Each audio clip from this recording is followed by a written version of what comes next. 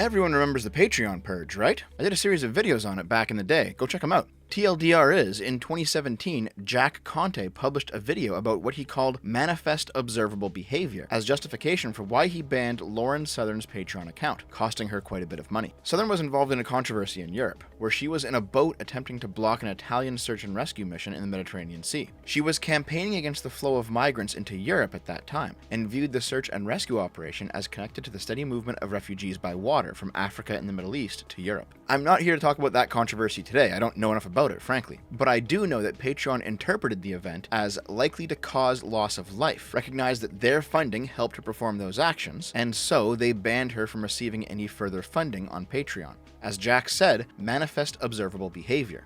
According to him, it was not any sort of hateful rhetoric that got Lauren Southern banned, but rather what she did in real life. A year later, in 2018, Patreon violated this manifest observable behavior rule by banning Sargon of Akkad from its platform. Not for anything he did in real life, not for anything he did on his YouTube channel, not for anything he did on Patreon, but for dropping the gamer words as a guest on another person's channel. You would really have to go and search it out to even know that it happened, as the channel that it happened on was extremely small. And in fact, that's what happened. Here's some deep lore that's been lost to time, and unfortunately I can't corroborate it anymore since my old Twitter DMs are gone, but I have it on first-hand knowledge that it was Ethan Ralph's community that mass reported him. But nonetheless, the message from Patreon was clear. Their terms of service extends not only over their platform or your channel, but over reality itself. If you've got a Patreon and you jokingly say some slurs with your friends, you'd better hope nobody's recording that shit, because it's against Patreon's terms of service. Patreon banning for off-platform behavior opened the floodgates for other big tech sites to do the same.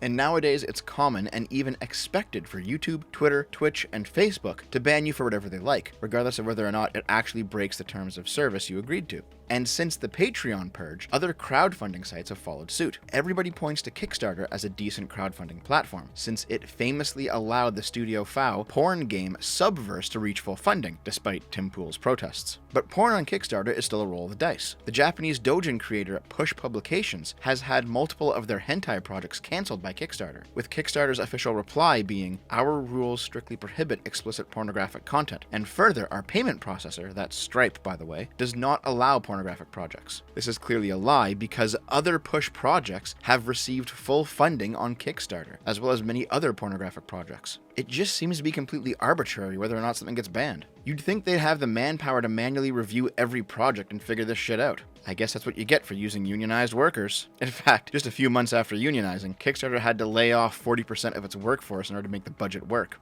It's not just porn, though. Mike Miller of Lone Star Comics tried to get his graphic novel, Lone Star, funded on Kickstarter. Kickstarter sent him an email stating, "As a public benefit corporation committed to fighting inequality and creating a more equitable world, Kickstarter does not allow discrimination, subjugation, or intolerance towards marginalized groups." The comic's objectionable content was that the hero, Lone Star, was fighting members of the Central American criminal organization MS-13. Now, I don't know about you, but it seems like what naturally follows from Kickstarter's implication that the comic is racist is that violent MS-13 marauders are somehow representative of the average Latino individual. Either Kickstarter is shockingly racist themselves, or they're actually carrying water for a raping, murderous cartel. There's other examples of Kickstarter behaving this way, like them removing a page for funding a pro-life abortion documentary, or the large number of comics that have been rejected for vague, hand-waved reasons. But let's not get too bogged down. Kickstarter's competitors are just as bad. The owner of the Parkside Cafe in Birmingham, Alabama, found himself getting cancelled for his anti-George Floyd views, where he notably called Floyd a thug. Candace Owens decided to start up a GoFundMe for the business, but GoFundMe pulled the plug on it, along with Owens' entire GoFundMe account and any other pages connected to it, for her support of hate, violence, harassment, bullying, discrimination, terrorism, or intolerance of any kind. A different GoFundMe page attempted to raise the necessary amount to pay for a recount during the 2020 election. GoFundMe claimed that the page was spreading misinformation about the election, while Matt Brainard, the Trump staffer who created it, claimed that GoFundMe was interfering in the electoral process by deplatforming him. Regardless of how you feel about either of these events, George Floyd or the 2020 election, it's not hard to see that these moves by GoFundMe are taken in the context of supporting a prevailing cultural narrative that extends far far beyond their company. GoFundMe's job isn't to pass judgment on whether or not the election was fraudulent or whether or not George Floyd was murdered, but rather than remain neutral, they have accepted one narrative as fact and called its opposition misinformation, even though many of their users actively disagree with them. Indiegogo is much the same way, though at least that brought us Lightbringer.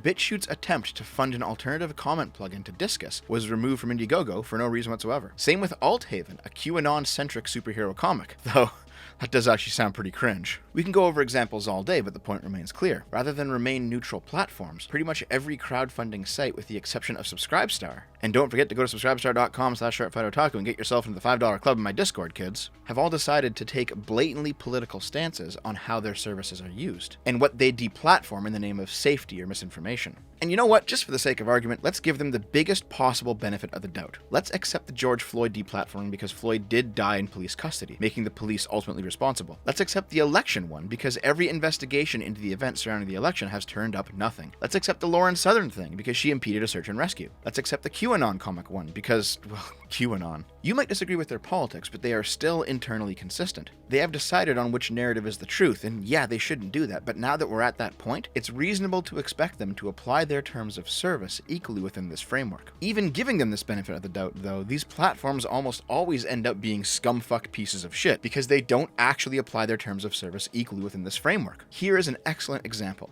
GoFundMe took down a number of campaigns for Kyle Rittenhouse's defense after the Kenosha riots. Yes, believe it or not, that video's still coming. And after Kyle got his not guilty verdict, GoFundMe reversed that stance, stating that while their terms of service doesn't allow for the raising of funds for the defense of somebody charged with a violent crime, once that person is acquitted, it's fair game again. That seems all right to me. The problem is, GoFundMe doesn't actually apply this policy evenly. Instead, they apply it with a political bias. Brandon Lee Pack, an Antifa rioter, has been convicted and sentenced to 9 years in prison for throwing rocks, bricks, and fireworks at police during a BLM event in May of 2020, causing 21 officers to suffer burns, permanent hearing loss, 1 broken foot, and other injuries. His charges include aggravated riot, vandalism, breaking and entering, and felonious assault. His bail was raised on GoFundMe. There's also the case of GoFundMe deleting a black Trump supporter's fundraiser for bulletproof vests while allowing an identical fundraiser for Antifa's vest to remain up. No, really. Look, he used the exact same language as the Antifa GoFundMe page, but only his was locked. The creator was told it would be reviewed if he produced clarification surrounding the use of funds, as well as receipts of purchases, which he did provide. GoFundMe went silent for a week, and when the creator emailed them asking them what the holdup was, he was quickly banned from the site.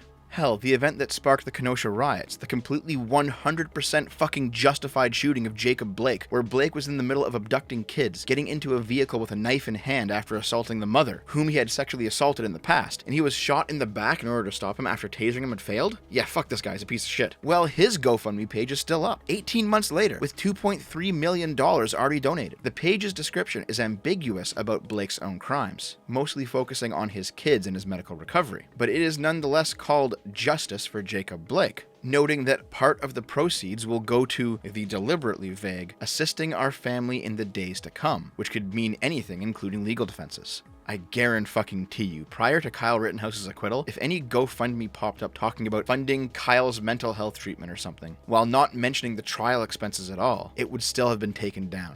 You know it and I know it. These platforms have an obvious bias when it comes to who they fund and why. They'll have some perfectly reasonable restrictions on not funding people for certain legal reasons, but then completely throw these away when the politics have flipped. The more normie objections regarding fundraising platforms generally revolve around 2 critiques. One, that big game companies use them when they've clearly got the money to pay for a game themselves, like with Shenmue 3 or the wonderful 101 Switch port, which came out looking awful. How the hell did you manage that? It was a Wii U game. And 2, that people just take money and run, whether that be for scam products that never see the light of day, video game projects that become vaporware, or YouTubers who continue to take payouts while producing nothing at all. And all of these fundraising campaigns, the scam products, the failed games, the lazy YouTubers, they never get cancelled. But if you disagree with the politics of the company, your ass is grass, son. Let me repeat it. To these guys, writing about thieves in a comic book is worse than being a thief in real fucking life. As always, there are alt-tech alternatives. Subscribestar works wonders as a Patreon alternative. Give, Send, Go is pretty good for single large fundraisers, for projects that would normally use Kickstarter, Indiegogo, or GoFundMe, though it did recently suffer a data breach, revealing the names of the anonymous donors to Kyle Rittenhouse that used the platform. But as always, people reroute around monopolies and tyrannical behavior all the time.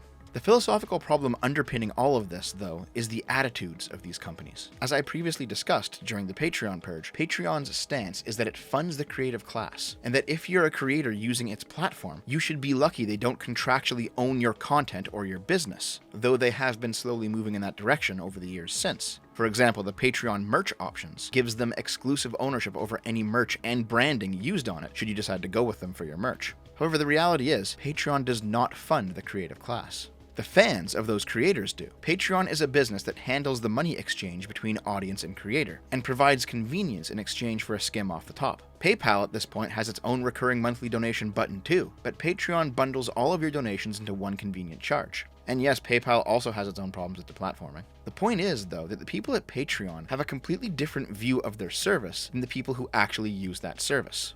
On some level, Patreon believes that it employs creators and that it pays them a monthly check, but it doesn't. It facilitates payments. It's not an employer. And the language used at Patreon is also used at Kickstarter, GoFundMe, and Indiegogo. They all view themselves as something more than they are. They all believe that facilitating money changing hands should give them some kind of stake in the creators that use them. And they're all making these slow but steady steps to position themselves as the owners of the projects they fund and the employer of the creators who use them. That's why they think it's no big deal to just behave the way that they do. After all of us content creators are just going to be their employees one day anyway, without any benefits of actually being employed, of course. YouTube and Twitch, in their own way, also talk about creators like this too, and they are, as well, slowly moving in this direction.